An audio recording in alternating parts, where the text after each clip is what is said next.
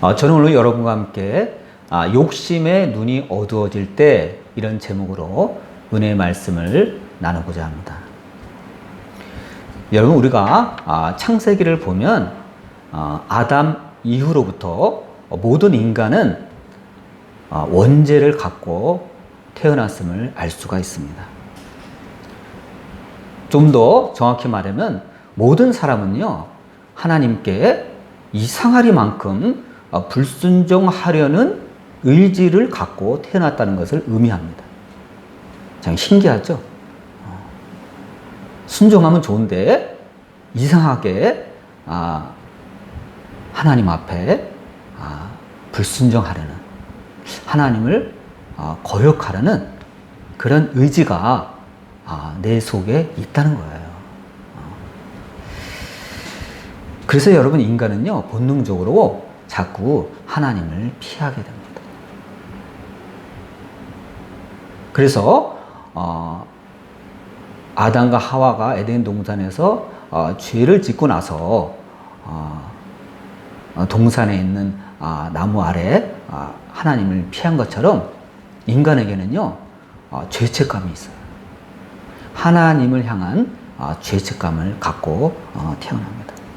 그런데 그럼에도 불구하고 우리가 하나님 안에서 구원받을 수 있었던 것은, 이것은요, 전적으로 하나님의 열심이에요. 우리를 향한 하나님의 간섭 때문입니다. 너무 감사한 일이에요. 여러분, 따라서 우리가 하나님 뜻에 반하여 엉뚱한 길로 가거나 죄를 짓는 방향으로 가려고 할 때 하나님께서 우리를 향해서 개입하시고 이렇게 간섭하시는 것은요, 이건 엄청난 은혜예요. 하나님의 신비한 은혜입니다.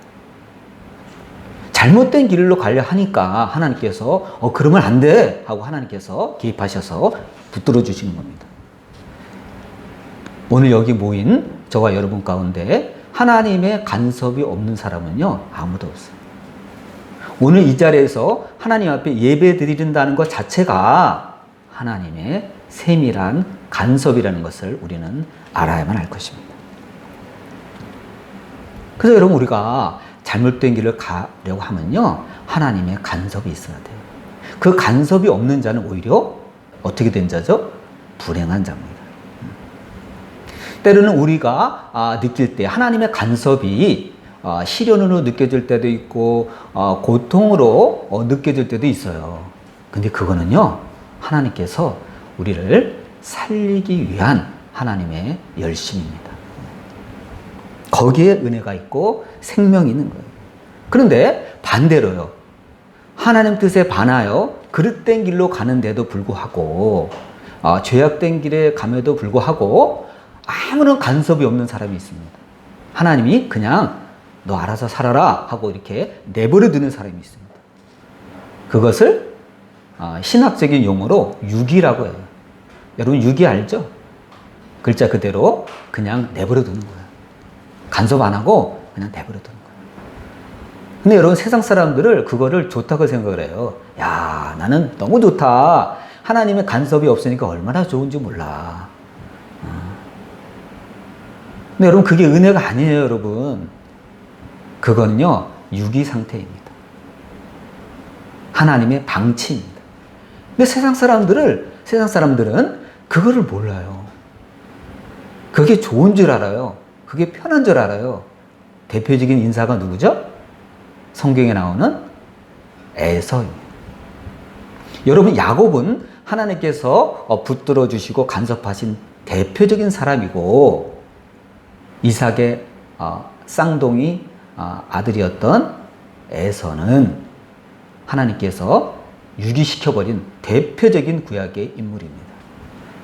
여러분, 에서는 잘 나갔어요. 초반에 아들, 딸 낳고 자손도 번성시키고 잘 나갔어요. 근데 어떻게 됐죠? 에서의 후손인 에돔은 역사적으로 흔적도 없이 사라졌습니다. 망했습니다. 찾을 수가 없어요. 에서의 후손을 찾을 수가 없어요.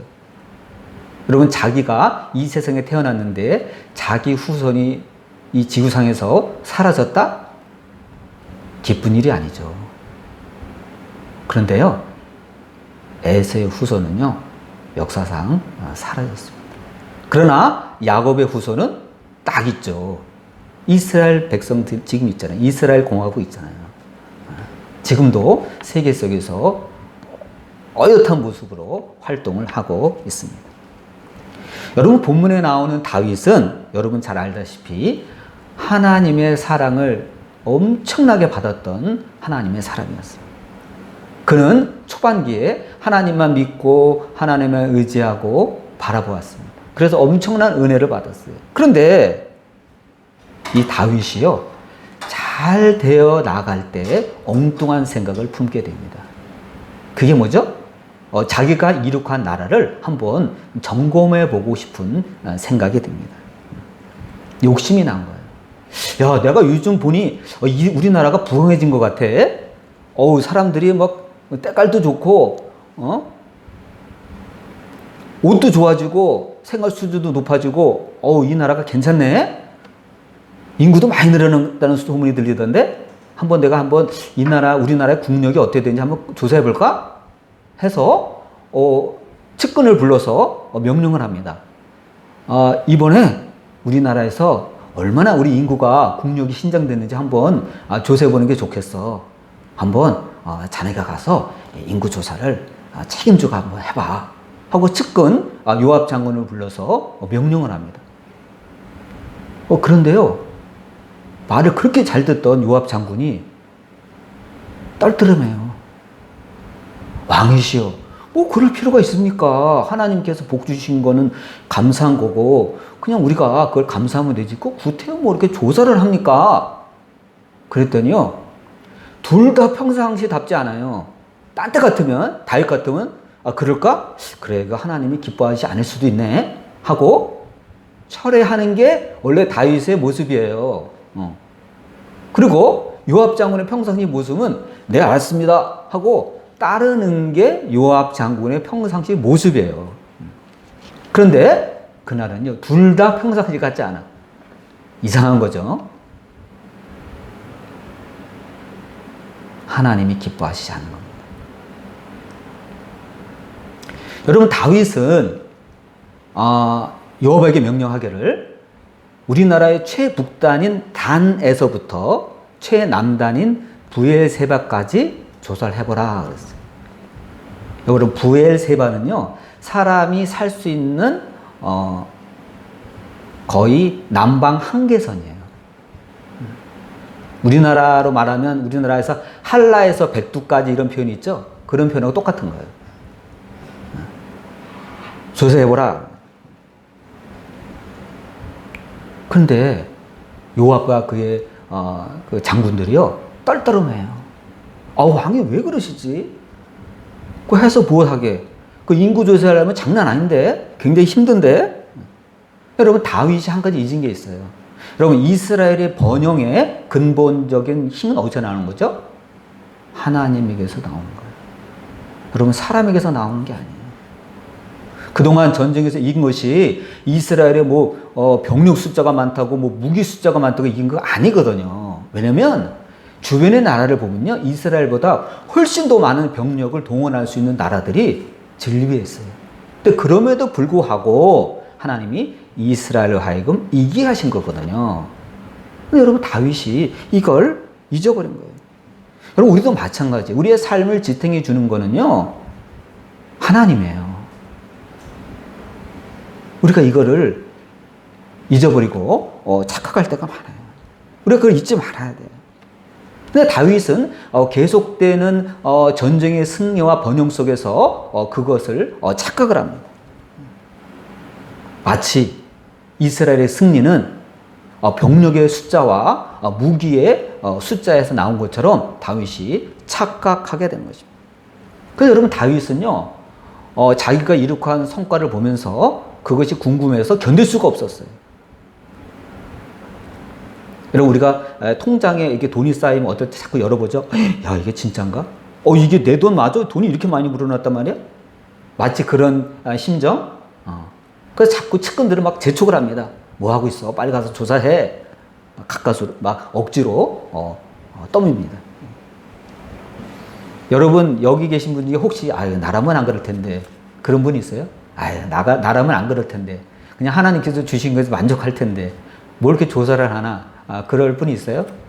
그럴 수도 있죠. 근데 여러분 그날 다윗은 안 그랬어요. 여러분 예를 들어서 여러분과 저의 그 통장 계좌에 날마다 돈이 쌓이고 있다고 칩시다. 그 액수가요 한 몇십만 원? 아니 좀 더 많아서 한 몇백만 원? 200~300만 원? 그러면요 우리가 크게 신경 안 써요. 돈이 있구만. 괜찮네. 이 정도예요. 근데 하나님께서 엄청나게 축복을 해주셔서 여러분 그게요 단위가 올라가는 거예요. 통장에 딱 열어보니까 한 2천만 원 들어있어요. 네. 한 달이 딱 열어보니까 5천만 원이에요. 또 한 달 때 열어보니까 억이 들어있어요. 근데 그게 억 정도가 아니라 열어볼 때마다 수입이 막 들어와가지고 그 단위가 뭐 10억이 되고 20억이 되고 여러분 30억이 되면 여러분 같으면 어떤 마음이 들 것 같아요? 딱 열어보니까 50억이 딱 찍혔어요. 단 2, 3년 사이에 내 통장 잔고가 50억이에요. 그럼 여러분 어떤 생각 들죠? 든든하다는 생각 안 들어요? 야, 든든하네. 야, 내가 500만 원 있을 때는 이런 생각이 안 들었는데, 50억? 이게 꿈이야, 생시야? 야, 이거 생시구나. 꿈이 아니구나. 여러분, 우리가 이 통장에 찍힌 이 숫자를 보면 어떤 생각이 드냐면요. 든든하다는 생각이 들어요. 제일 먼저. 희한하죠? 든든해. 몇십만 원 있을 때는 든든하는 생각이 전혀 안 들었는데 이게 억대, 10억대, 50억이 되니까 엄청 든든한 거예요. 별로 겁이 안 나요. 그러면서 우리 마음속에 속에서 모락모락 피어오르는 게 있습니다. 그게 뭐죠? 야, 이제 이 돈만 있으면 하나님 없이도 살 수도 있겠구나 라는 생각이 모락모락 피어오릅니다. 야, 여러분 그때 사실은 우리가 행복해진 게 아니라 사실은 신앙의 위기가 온 것입니다. 여러분 세상 사람들은 그렇게 생각하지 않아요. 야, 내가 현금 보유가 50억이야. 어깨에 힘이 들어갑니다. 친구를 만나도 당당합니다. 겁이 안 납니다. 세상이 별로 두렵지가 않습니다. 여러분 안 그렇게 될 것 같아요? 그렇게 돼요. 친구를 만나도 당당합니다. 그거 뭐 이렇게 어려워 고민해. 뭐 이렇게 하면 되지. 안 그러던 사람이 굉장히 당당해집니다. 힘이 있습니다. 어디 가도 리더 역할을 하려고 합니다. 내가 현찰 50억 있는데? 그렇게 돼요. 그럼 여러분, 하나님 입장에서는 어떤 딜레마에 빠지냐면요. 축복의 딜레마에 빠지게 돼요. 하나님이 가난한 자를 굉장히 불쌍히 여겨주셔서 복에 복을 더하여 주셔가지고 돈을 많이 벌게 해주셨어요. 그런데 돈을 많이 버는 것까지 좋은데 이 친구가 돈이 많아지니까 그 돈을 믿고 어떻게 되죠? 슬슬 하나님으로부터 떠나가려고 하는 거예요. 그전에 그렇게 열심히 하나님을 믿고 의지하고 기도하며 작은 소득에도 감사하던 이 친구가 통장에 50억이 쌓이게 되니까요. 이제 하나님이 점점 안 보이게 되는 거예요. 대놓고 그러진 않죠. 하나님 이제 필요 없습니다. 저는 이제부터 하나님을 떠나겠습니다. 대놓고 그러진 않죠. 그러나 그의 마음속에 그런 마음이 슬금슬금 들어온다는 겁니다. 그런데 통장을 자꾸 열어보는 거예요. 50억? 야, 다음 주면 다음 달이면 55억 되겠네. 이대로 들어오면. 축복의 딜레마예요. 하나님이 양식을 많이 가져다 주었더니 그 양식을 믿고 하나님을 떠나가고 하나님을 소홀히 하는 겁니다. 참 하나님 입장에서 난감한 거예요. 여러분 다윗이 딱 그런 처지가 된 거예요. 그래서 수하들을 시켜서 알아봤더니 와, 생각보다 끔찍하게 많이 번영을 했어요. 백성의 숫자가, 그것도 20세 이상으로 싸움에 나갈 만한 병력 숫자가 130만입니다. 단에서부터 부엘세바까지 북남으로 조사했더니 130만이에요. 여러분, 130만이 그 옛날 고대 시대에 결코 작은 게 아닙니다. 20세 이상 남자만, 그것도. 여자들은 다 빠졌죠? 노인들 다 빠졌죠? 20세 이하 다 빠졌죠? 그런데 130만이에요. 엄청난 숫자, 여러분. 이거 유지하려면 양식이 있어야 되잖아요. 그렇죠? 국력이 뒷받침되지 않으면 이 많은 부양 가족을 부양할 수가 없는 겁니다. 대단한 성공이에요. 우리나라 군대가 60만이죠. 이스라엘이 애굽에서 나올 때 그때 20세 이상 남자를 모세가 계수해 보니까 그때 60만이었어요. 근데 그 60만의 배도 더 돼요. 여러분 같으면 어떤 생각이 들겠어요? 야, 이제 됐다. 야, 굉장하다. 야, 이 굉장하네. 우리나라가 번영했네. 힘이 있네. 그럼 어떤 생각 들죠? 아, 이제 겁나는 게 없다. 하나님 없이도 한번 붙어볼 만한데? 어떤 나라가 쳐들어도 한번 붙어볼 만한데? 이런 생각 안 들겠어요? 야, 드디어 나는 이스라엘의 가장 위대한 임금이 되었구나. 나의 이 세대가 최번성이구나. 그런 생각 안 들겠어요? 다윗이 딱 그럴 조짐이 있는 겁니다. 만약 여러분 하나님이 다윗을 그냥 놔두면 어떻게 되죠? 신앙으로 시작해서 우상 숭배로 그의 일생이 끝나게 되는 거예요. 하나님이 이걸 하신 거예요. 여러분, 민수기 22장을 보면 재미있는 장면이 나옵니다. 민수기 22장 거기 보면요, 발람이라는 어떤 선지자가 나와요. 근데 이 발람이라는 선지자가요, 모압 왕 발락의 요청을 받고, 선지자여, 내가 재물을 많이 주고 당신에게 주고 당신이 원하는 거 다 해줄 테니까 제발 저 내가 싫어하는 이스라엘 백성을 좀 저주해 주시오. 보안에 당신이 능력이 있는데 이스라엘 백성을 당신이 저주해 준다면 내가 뭐든지 소원을 이루어 주겠소 하고 제안을 합니다. 그래서 이 발람이요, 이 재물의 눈이 어두워서 이스라엘 사람들을 저주하러 가는 장면이 나와요. 근데 여러분, 그때 이 발람이 이 나귀를 타고 갔어요. 나귀를 평상시에 자기가 잘 데리고 다니던 나귀를 타고 길을 가는데요. 이 녀석이요, 길을 가다가 갑자기 밭으로 들어가는 거예요. 이렇게 쭉 가면 되는데 얘가 갑자기 밭으로 빠지는 거예요. 그러니까 여러분과 또 어떤 생각 들겠어요? 얘가 왜 이러지 오늘? 깜짝 놀랐어요. 그래서요, 야, 이 녀석아, 너 왜 그래? 하고 들고 있는 채찍으로 그 나귀를 탁 때립니다. 아플 거 아니에요. 그래서 이 나귀가요, 다시 밭에서 나와서 길을 가는 거예요. 여러분, 동물이 예상치 못한 그 행동을 할 때는요, 우리가 좀 생각해 봐야 돼요. 중국에서 가끔 지진이 많이 일어나죠. 뭐 진도 7, 진도 8 일어나잖아요. 근데 이렇게 중국의 그 지진의 그 역사를 살펴보면요, 꼭 전에 무슨 전조 증상이 있었어요. 막 개구리들이 막 떼를 지어 갑자기 행진한다든지, 막 두꺼비가 막 수십만 마리가 갑자기 막 숲에서 나와가지고 막 이렇게 들에서 나와가지고 막 도로 이렇게 길가로 막 떼져 간다든지 그런 증상이 있어요. 그거는 중국뿐이 아니에요. 뭐 이탈리아에서도 그렇고, 뭐 멕시코에서도 그렇고, 남미에서도 그렇고, 막 이런 데서 막 지진이 일어나기 전에 막 동네 개들이 막 짖는다든지 그런 희한한 일이 벌어집니다. 그래서 중국에서도 그 두꺼비 떼들이 막 이렇게 막 줄지어 수십만 마리 간 다음에 한 3일쯤 후에 대지진이 일어난 적이 있어요. 이처럼 동물은요, 사람이 알지 못하는 그런 예민한 지각이 있어요. 그러니까 여러분, 잘 나가던 나귀가 갑자기 밭으로 빠졌다는 건 뭐예요? 얘가 뭘 본 거예요. 주인은 못 봤지만 얘는 뭐 본 거예요. 무서우니까 옆으로 빠진 거예요. 뭘 봤죠? 하나님의 사자를 본 거예요.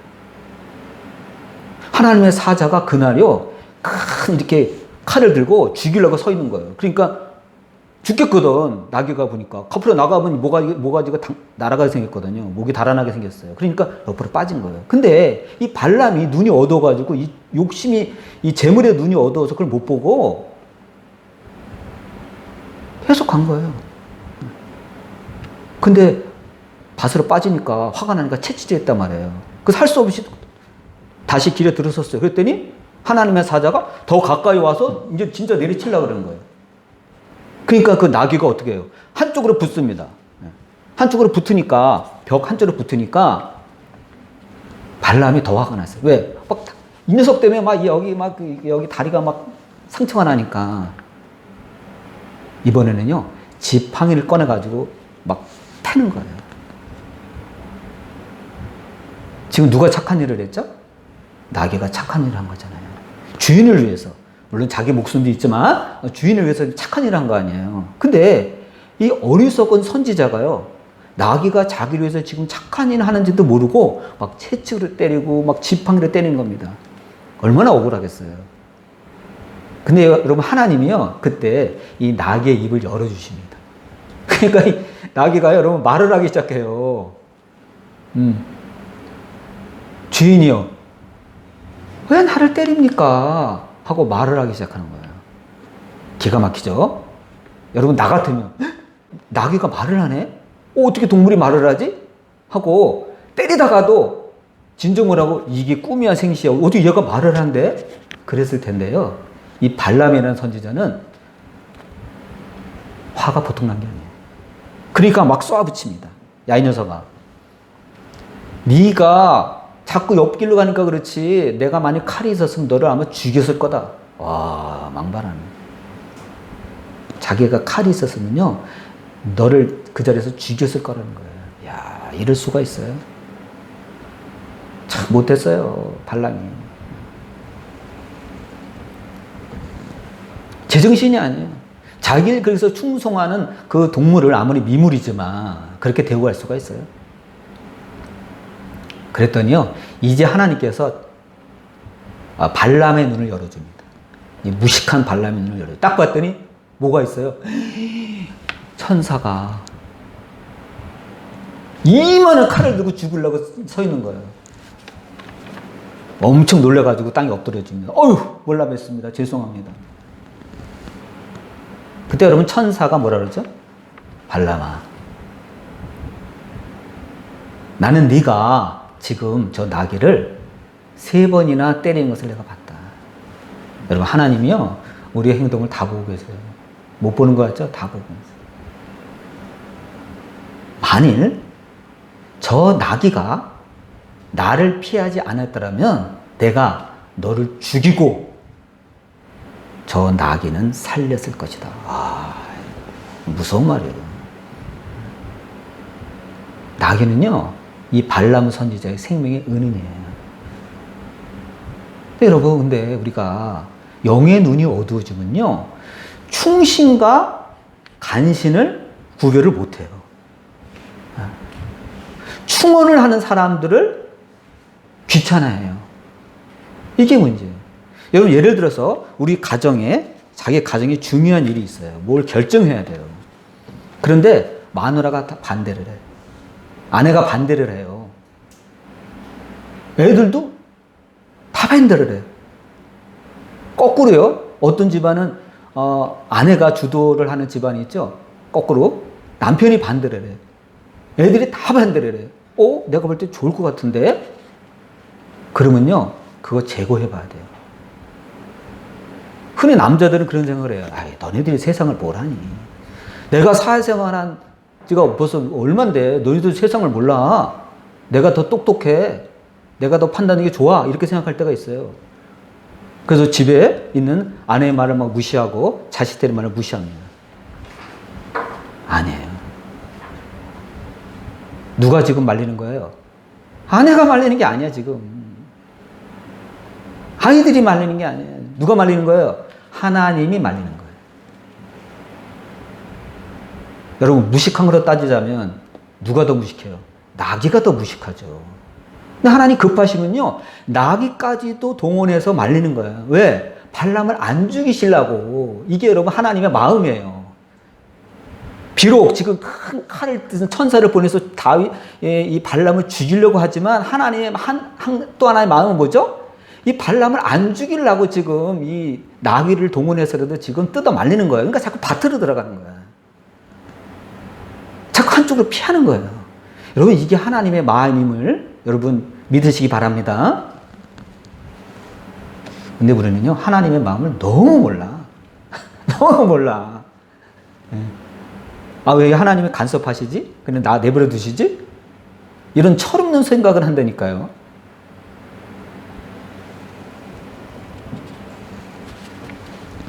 여러분, 다윗은요, 평소에 요압을 좀 무시했습니다. 요압은 좀 그런 데가 사실 좀 있어요. 여러분, 성경을 보면 굉장히 용감합니다. 뭐 시킨 대로 다 합니다. 그렇기 때문에 좀 위험해요, 요압은. 고집 곧대로 성격이에요. 그래서 평상시 다윗이 요압을 잘 통제를 했습니다. 용기는 있는 사람인데 좀 무지막지합니다. 그래서 압살롬을 반란을 진압할 때 막 무지막지하게 진압을 해서 좀 앙금이 있긴 있었어요. 근데 이 무지막지한 요압이 인구조사하라 그러니까 막 갑자기 철든 소리를 하는 거예요. 여러분, 내가 조금 저 사람은 좀 그 정도는 아닌데 생각한 사람이 어느 날 옳은 말을 할 때가 있습니다. 평상시 그 친구는 그런 말을 할 수준이 아니야. 근데 굉장히 옳은 말을 해. 그리고 신앙적인 말을 할 때가 있습니다. 여러분, 그때 그 말을 여러분 귀담아 들어야 됩니다. 에이, 저 친구 뭐 믿음 있어? 저 친구 뭐 얼마 배우지도 않았잖아.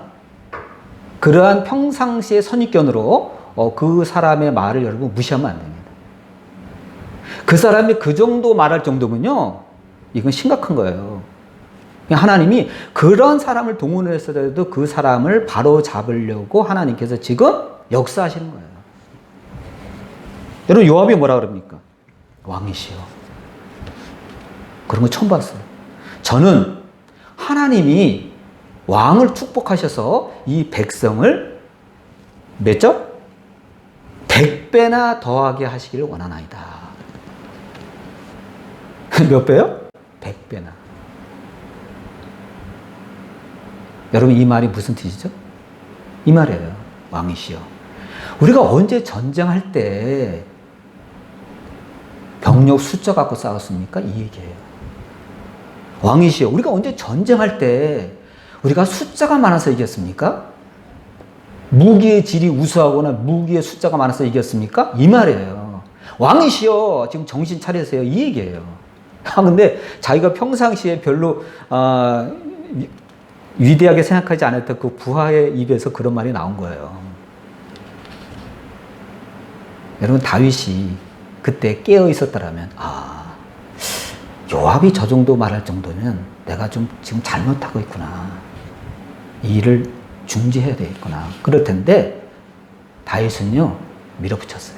무슨 소리 하냐 말이에요. 빨리 이제 측근들 데리고 나와서 저기 인구 조사나 해 하고 윽박지릅니다. 그래서 여러분, 하나님께서 어떻게 했죠? 하나님께서 다윗을 징벌하십니다. 이스라엘에 전염병이 돌게 하셔가지고 백성들을 칩니다. 성경에 보면 죽음의 사자가 나와서 백성들을 사정시에 칩니다. 그게 전염병이라는 현상으로 이 세상에서는 나타나는 겁니다. 이게 참 아쉬워요. 그래서 백성 7만 명이 죽어버립니다. 여기 여러분, 이게 중요한 점이 있는 거예요. 백성이 죽어나갔어요. 백성의 숫자를 보고 좋아하고, 백성의 숫자를 보고 국력이 신장됐다고 좋아하는 다윗에게 그 애지중지하던 그 백성의 숫자를요, 하나님께서 치셔가지고 순식간에 7만 명을 죽게 하신 거예요. 그때 다윗이 깨닫습니다. 이게 뭐가 잘못됐구나. 내가 큰 실수를 했구나. 내가 하나님께서 원하시지 않는 방향으로 갔구나. 죄를 졌구나. 그제서야 다윗이 깨닫습니다. 이게 뭐가 크게 잘못됐구나. 여러분, 하나님은 다윗에게 우리가 가장 신뢰하는 것이 얼마나 허망한 것인가를 이 본문의 말씀을 통해서 가르쳐 주십니다. 여러분이 가장 신뢰하는 거 있어요? 신뢰하지 마세요. 그거 거품이에요. 하나님이 내리치시면요, 안개처럼 사라질 것들이에요. 신뢰하지 여러분 마세요.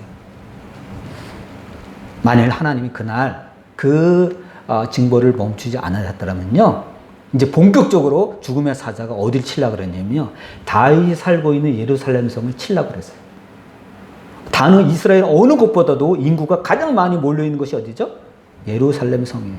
여기는 일반 백성들도 있지만 이 체제의 핵심 인사들이 모이는 거예요. 이 체제를, 다윗 왕조를 이루는 핵심 인사들이 모이는 곳을 드디어 이제 하나님의 천사가 치려고 합니다. 그때 하나님이 그만 됐다, 족하다 하고 딱 말립니다. 저는 그 본문을 보면서 굉장히 놀랐습니다. 정말 하나님 대단하시다. 한번 본때를 보여줄만 한데 하나님께서 인내하신 거예요. 됐다. 다윗이 깨달았으니까 이제 됐다는 거예요, 여러분. 여러분, 만약 하나님이 인내하지 아니하셨더라면 우리가 이 세상에서 계속 살 수 있는 사람은 아무도 없어요.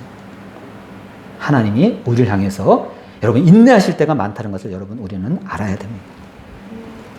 여러분, 욕심이 내 눈을 가릴 때 객관성을 잃어버려요. 여러분, 내가 나를 몰라요. 근데 신기하게도 주변에서는 나를 잘 봅니다. 그게 신기해요. 그럴 수밖에 없어요. 우리는 내 자신을 보는 눈을 잃어버릴 때가 많아요. 그때 하나님께서는 한갓 미물인 당나귀를 통해서라도 우리에게 충고하세요. 그럴 때 하나님은, 우리는요, 당나귀 네가 뭘 알아? 네가 사회생활을 알아? 그러지 마시고 하나님 급하신 거예요. 그렇게 통해서라도 우리를 바른 길로 인도하시려는 하나님의 의지고 하나님의 열심임을 여러분은 믿으시기 바랍니다. 하나님이 그걸 통해서 우리에게 간섭하시는 거예요. 이럴 때 우리는 하나님의 그 거룩한 간섭에 오히려 감사하고 나 자신을 돌아볼 줄 아는 저와 여러분 되시기를 주님의 이름으로 축원을 드립니다. 아멘. 우리 기도하시겠습니다.